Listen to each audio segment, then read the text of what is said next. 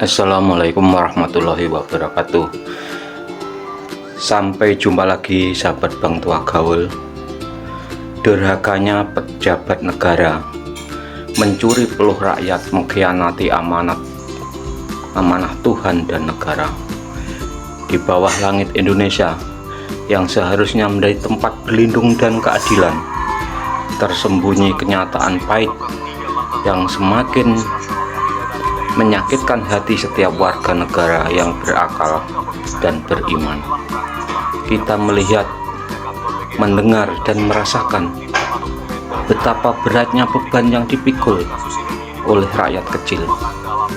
Petani yang membajak sawah di bawah terik matahari, buruh yang bekerja berjam-jam hingga tulang terasa pegal, pedagang kecil yang berjuang demi sesuap nasi, hingga pekerja kantoran yang berlelah-lelah sepanjang hari. Semuanya memiliki satu kewajiban yang sama, yaitu membayar pajak. Uang yang dikumpulkan itu adalah hasil keringat, air mata, dan pengorbanan nyawa rakyat, bukan uang yang didapatkan dengan mudah, melainkan harta yang dikumpulkan dengan susah payah, dengan harapan agar negara bisa mengurus mereka, membangun sekolah, rumah sakit, jalan raya, dan memberikan kesejahteraan yang layak. Mereka membayar pajak dengan kepercayaan, ini sumbangan kami untuk kemajuan negeri ini, anak cucu kami. Namun, saudaraku, apa yang terjadi di saat Pak Presiden telah berkali-kali menggembar-gemborkan tekad besar memberantas korupsi, bersumpah akan menindak tegas siapapun yang mencuri uang negara? Kenyataan di lapangan justru berbalik menyakitkan. Pejabat yang duduk di kursi empuk, yang dilantik dengan sumpah setia, yang mengenakan seragam kebesaran, ternyata justru menjadi perampok terbesar di negeri ini. Satu persatu mereka terungkap, ditangkap, dan dibawa ke meja hijau, seolah-olah saling menyusul. Seolah-olah korupsi sudah menjadi budaya yang sulit diberantas. Bahkan seolah-olah jabatan itu memang disiapkan hanya untuk menumpuk kekayaan pribadi. Saudaraku, korupsi tidak lagi hanya terjadi di tempat tersembunyi, tapi sudah merambah ke program-program paling mulia yang seharusnya menjadi kebanggaan negeri ini, namun justru berubah menjadi sarang pencurian. Saudara, contoh paling nyata yang menyayat hati baru saja terjadi. Hanya 2 hari yang lalu, Kepala dan Wakil Kepala Badan Gizi Nasional, pelaksana utama program unggulan Presiden, yaitu MBG Makan Bergizi Gratis, resmi ditetapkan sebagai tersangka dan ditahan oleh Kejaksaan Agung Republik Indonesia. Program yang dijanjikan sebagai solusi mengatasi gizi buruk, menyehatkan generasi bangsa, memberikan harapan bagi anak-anak di seluruh pelosok negeri, ternyata di tangan para pemimpin berubah menjadi lumbung korupsi. Terungkap bagaimana anggaran triliunan rupiah dimainkan. Harga barang yang digelumbungkan berkali-kali lipat. Pengadaan dilakukan tanpa aturan yang benar. Dana rakyat yang seharusnya masuk ke perut anak-anak justru masuk ke kantong pribadi mereka. Saudaraku, betapa hina dan durhakanya perbuatan ini. Mereka tidak hanya mencuri uang, tetapi mereka mencuri masa depan anak-anak bangsa, mencuri harapan ibu-ibu yang menantikan perbaikan gizi anaknya, dan mencuri kepercayaan seluruh rakyat Indonesia. saudaraku. Dan kini kenyataan pahit itu membenarkan sepenuhnya teriakan keras dan kritikan pedas dari Ketua BEM Universitas Gadjah Mada yang dulu disuarakan dengan berani. Maling berkedok gizi. Kala itu banyak yang meragukan, ada yang marah, ada yang menuduh berlebihan. Namun hari ini fakta itu berbicara sendiri. Apa yang dikatakan mahasiswa itu bukan omongan kosong, bukan sekedar kritik kampus, melainkan kebenaran yang nyata. Saudaraku, beban yang dihias-hias sebagai amal kebaikan ternyata hanyalah topeng. Balik kata gizi tersembunyi niat jahat merampas harta rakyat. Balik janji kesejahteraan tersembunyi kelicikan para perampok kejahatan. Benar-benar seperti patah lambung. Di mulut ada madu, di hati ada racun. Dan inilah puncak kedurhakaan seorang pemimpin ketika kebaikan dijadikan alat kesejahteraan. Mengelola SPBG itu bagus. Ketika kebaikan dijadikan alat kejahatan. Ketika amanah dijadikan sarana penipuan. Ada orang yang bilang, saudaraku, SPBG itu jika kita menilik dari kacamata khususnya ajaran Islam yang menjadi pegangan mayoritas rakyat Indonesia, perbuatan para pejabat korup ini bukan sekedar pelanggaran hukum warga Indonesia yang bekerja di dapur melainkan SPBG dosa besar, sebagai pengkhianatan berat, dan bentuk kedurhakaan yang paling kejam. Sedang mengata-ngatai. Saudaraku, Islam mengajarkan bahwa jabatan adalah amanah, anak sekolah, titipan dari Allah Subhanahu wa Ta'ala, dan Rasulullah Shallallahu Alaihi Wasallam bersabda, setiap kalian adalah pemimpin dan setiap pemimpin akan dimintai pertanggungjawaban atas apa yang dipimpinnya. Hadis riwayat Bukhari dan Muslim. Saudara, ketika seorang pejabat mencuri uang pajak rakyat, ia sedang mengkhianati dua amanah sekaligus.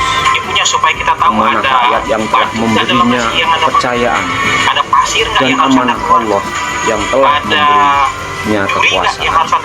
Allah Subhanahu wa Ta'ala berfirman dan tegas dalam Al-Quran Surat Al-Imran ayat 190. Dan jangan kamu mengkhianati amanah Allah dan amanah manusia, sedangkan kamu mengetahui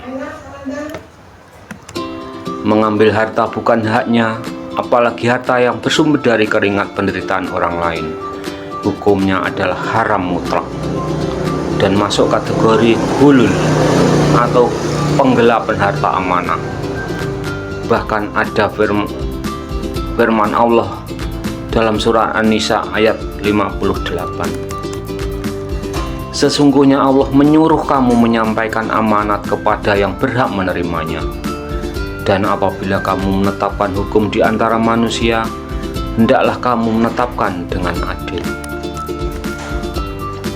Saudaraku, pejabat korup justru melakukan sebaliknya. Mereka tidak menyampaikan amanah, melainkan menelan sendiri. Mereka tidak berbuat adil, melainkan menzalimi rakyat. Dan ingatlah pesan agama yang sangat mengerikan, doa orang yang terzalimin tidak ada penghalangnya. Rakyat yang susah payah membayar pajak, yang kemudian melihat uangnya dicuri oleh pejabat.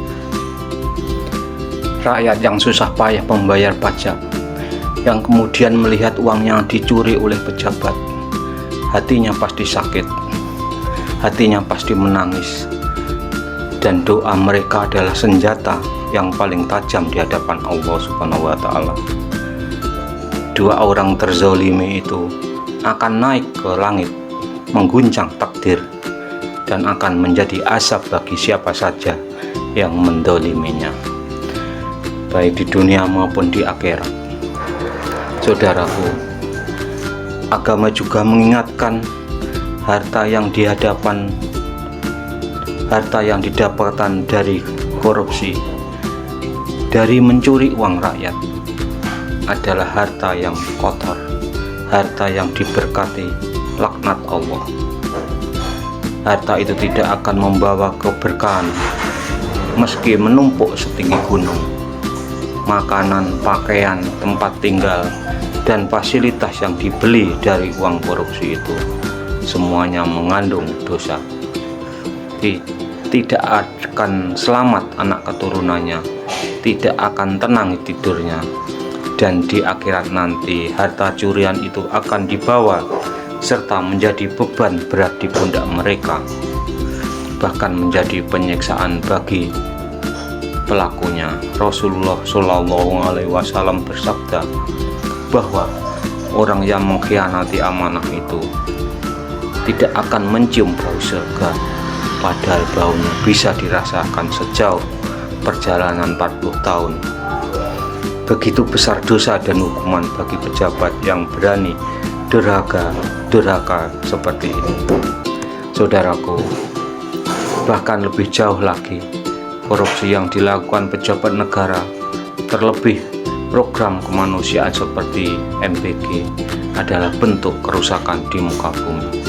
Allah berfirman bahwa Dia tidak menyukai orang-orang yang berbuat kerusakan. Korupsi membuat negara miskin, meski kaya sumber daya, membuat rakyat menderita meski anggaran melimpah, dan menghancurkan tatanan sosial serta keadilan. Itulah definisi kerusakan yang sangat besar. Saudaraku, sungguh betapa durhakanya mereka. Mereka duduk di kursi kekuasaan, telah digaji yang layak, fasilitas mewah, penghormatan tinggi, namun hati mereka tetap tidak puas, tetap serakah, tetap mencuri hingga ke urusan gizi anak-anak. Padahal saudaraku, anak-anak ini adalah amanah Tuhan. Mencuri uang untuk gizi anak sama saja menghalangi rezeki anak, sama saja merusak masa depan umat manusia. Disinilah puncak kedurhakaan itu terlihat jelas. Ketika kejahatan dilakukan dengan berkedok kebaikan, ketika pencurian dilakukan dengan menggunakan nama kemanusiaan, kita berharap semoga kasus ini menjadi pelajaran besar, menjadi peringatan yang nyata, dan hukum yang berlaku benar-benar setimpal. Tidak ada lagi perlindungan, tidak lagi ada kekebalan, karena sungguhnya meski manusia bisa menutupi kejahatan, meski hukum di dunia bisa tertunda, hukum Allah pasti berlaku dan tidak pernah salah sasaran. Semoga para pejabat yang masih berniat jahat seperti segera sadar, bertobat, dan mengembalikan apa yang bukan haknya sebelum semuanya terlambat, sebelum mereka dijemput oleh kematian oleh hukum yang tegas, dan sebelum mereka bertemu dengan Tuhan membawa beban dosa mencuri keringat rakyat yang terdolimi.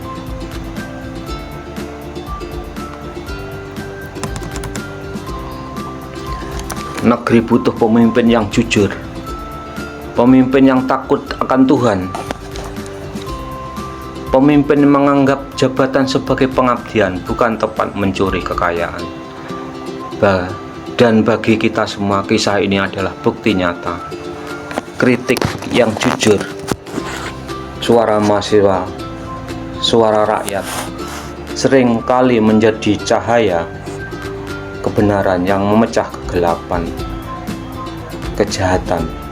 Karena pada akhirnya kebenaran pasti akan menang, kejahatan pasti terbongkar, seberapapun indah kedok dan pakaiannya. Demikian saudaraku yang Bang Towa gaul saat ini. bisa sampaikan. Semoga bermanfaat. Salam merdeka.